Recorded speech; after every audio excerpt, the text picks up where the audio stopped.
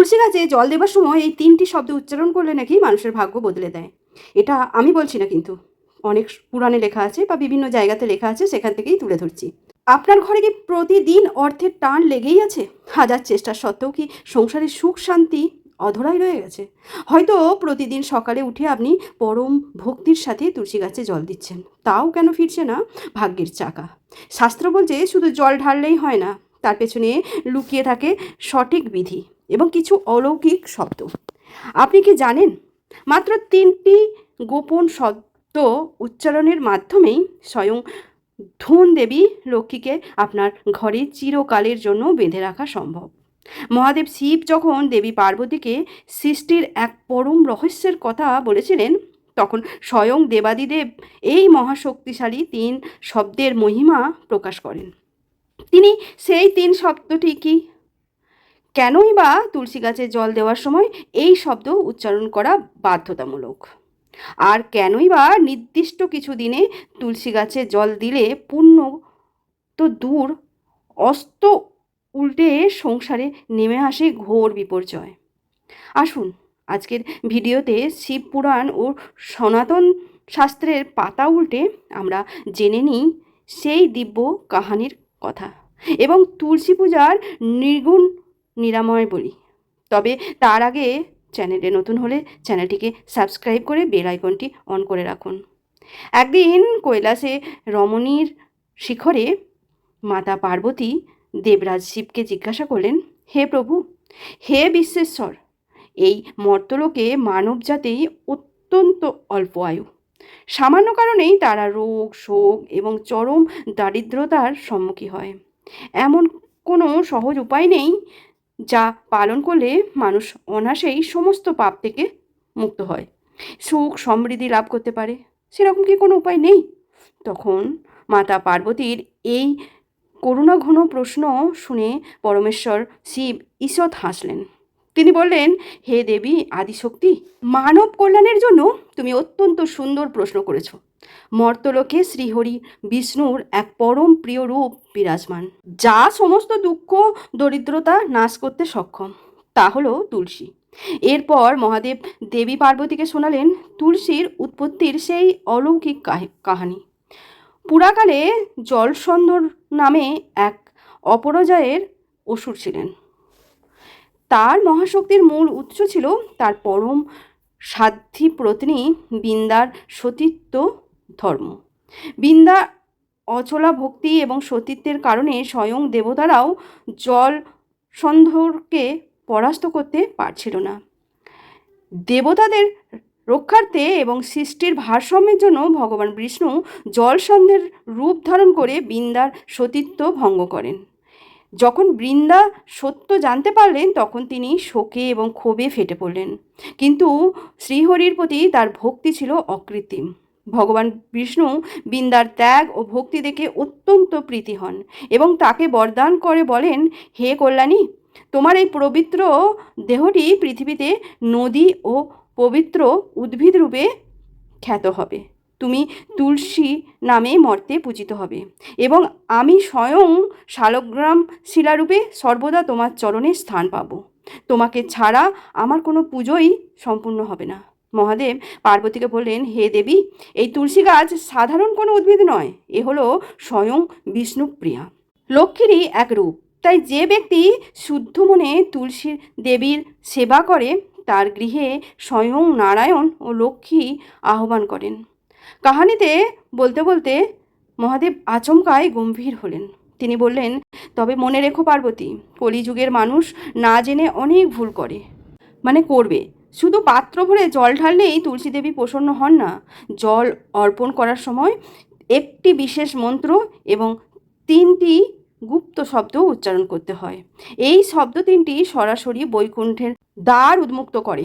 দেবী পার্বতী কৌতূহলী হয়ে জিজ্ঞাসা করলেন, হে নাথ, দয়া করে সেই মন্ত্র এবং সেই 3টি গোপন শব্দ আমাকে বলুন, যা মানব জাতিকে উদ্ধার করবে।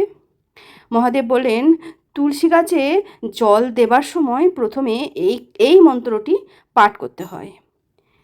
এই মন্ত্রটি হলো, মহাপ্রসাদ জননী, সর্ব সৌভাগ্যবর্ধনী, আধি ব্যাধি হরি নিত্যং তুলসী তং নমস্তুতে। এই মন্ত্র উচ্চারণের পর জল দেওয়ার শেষ মুহূর্তে অত্যন্ত ভক্তি সহকারে মনে মনে বা মৃদু স্বরে উচ্চারণ করতে হবে এই তিনটি অলৌকিক শব্দ: ওম বিষ্ণুপ্রিয়ায় নম অথবা শ্রী তুলসী নম। শাস্ত্রীয় ব্যাখ্যা অনুযায়ী এই তিনটি শব্দের প্রথমটি অর্থাৎ ওম বা শ্রী হল সৃষ্টির আদির নাথ এবং ঐশ্বর্যের প্রতীক। দ্বিতীয়টি অর্থাৎ বিষ্ণুপ্রিয়া বা তুলসী দেবী তুলসীর প্রথম পরিচয় এবং তৃতীয়টি অর্থাৎ নম হল অহংকার বিসর্জন দিয়ে সম্পূর্ণ আত্মসমর্পণ। মহাদেব পার্বতীকে আশ্বস্ত করে বললেন, যে গৃহে প্রতিনিয়ত প্রতিদিন সকালে স্নান সেরে শুদ্ধ বস্ত্রে জল দেওয়ার সময় এই তিনটি শব্দ উচ্চারণ করবে তার জীবনের সমস্ত বাস্তুদোষ কেটে যাবে, অলক্ষ্মী বিদায় নেবে এবং স্বয়ং মা লক্ষ্মী সেইখানেই অধিষ্ঠান করবে বা স্থায়ী আসন গ্রহণ করবে। শিব পার্বতীর এই সংবাদে আরও একটি গুরুত্বপূর্ণ বিষয় উঠে এসছে, যা বর্তমানের বহু মানুষই জানেন না। মহাদেব পার্বতীকে সতর্ক করে বলেছিলেন, ভুল নিয়মে তুলসী পূজা করলে হিতে বিপরীত হতে পারে। শাস্ত্রমতে তুলসী পূজার 5টি প্রধান নিয়ম হলো শুদ্ধতা বজায় রাখা, সর্বদা স্নান সেরে পরিষ্কার সুতি বস্ত্র পরিধান করে তুলসী গাছে জল দেওয়া, অপরিষ্কার শরীরে বা বাসি কাপড়ে তুলসী গাছ স্পর্শ করা মহাপাপ। দ্বিতীয় হলো প্রদীপ প্রজ্বলন। প্রতিদিন সন্ধ্যায় তুলসী মঞ্চের সামনে একটি ঘৃতের অথবা সর্ষের তেলের প্রদীপ অবশ্যই জ্বালানো উচিত। এতে ঘরের সমস্ত নেগেটিভ শক্তি দূর হয়। পরিক্রমা বিধি: জল অর্পণের পর তুলসী গাছে অন্তত 3 বার প্রদক্ষিণ করা উচিত। জায়গা কম থাকলে নিজের চারপাশেই 3 বার ঘুরে নেওয়া যায়। 4 নম্বর হলো সঠিক দিক নির্বাচন। তুলসী গাছ সর্বদাই বাড়ির উত্তর বা উত্তর পূর্ব দিকে রাখা উচিত। এটি ইতিবাচক শক্তির প্রবাহ বাড়ায়। 5 পাতা তোলার নিয়ম: সূর্যাস্তের পর একাদশী তিথিতে, রবিবারে এবং চন্দ্র বা সূর্যগ্রহণের সময় তুলসী পাতা ছেঁড়া সম্পূর্ণ নিষিদ্ধ। মহাদেব দেবী পার্বতীকে বিশেষভাবে সতর্ক করে বললেন, প্রতিটি রবিবার এবং একাদশী তিথিতে তুলসী গাছে জল দেওয়া একবারেই অনুচিত। শাস্ত্রমতে একাদশী তিথিতে তুলসী দেবী স্বয়ং ভগবান বিষ্ণুর জন্য নির্জলা উপবাস ব্রত পালন করেন। ওই দিন জল ঢাললে তার ব্রত ভঙ্গ হয়, যা পরম বিষ্ণু অপরাধের শামিল। ঠিক একইভাবে রবিবার দিনটিতেও তুলসী দেবী বিশ্রামের দিন বলে মনে করা হয়। এই নিষিদ্ধ দিনগুলোতে জল দিলে পুণ্য লাভের পরিবর্তে সংসারের চরম অশান্তি ও আর্থিক অনটন নেমে আসতে পারে। শিব কথার সমাপ্তিতে মহাদেব পার্বতীকে বললেন, হে দেবী, যে পরিবারে তুলসী গাছের যত্ন নেওয়া হয়, যেখানেই তুলসী সুবাস ছড়ায়, সেইখানে কোনো অকাল মৃত্যু বা যমদূতের ভয় থাকে না। তাই তুলসী গাছ খুব পবিত্র।